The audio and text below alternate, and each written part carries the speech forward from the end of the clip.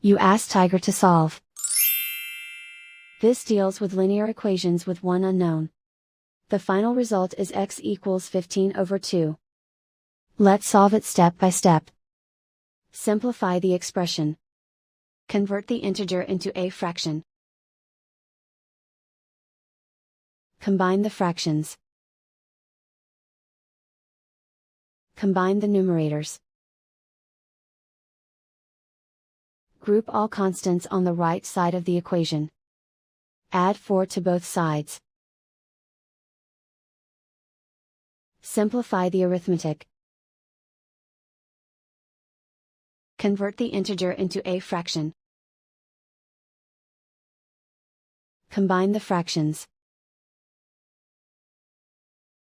Combine the numerators. Isolate the x. Multiply both sides by inverse fraction 3/1.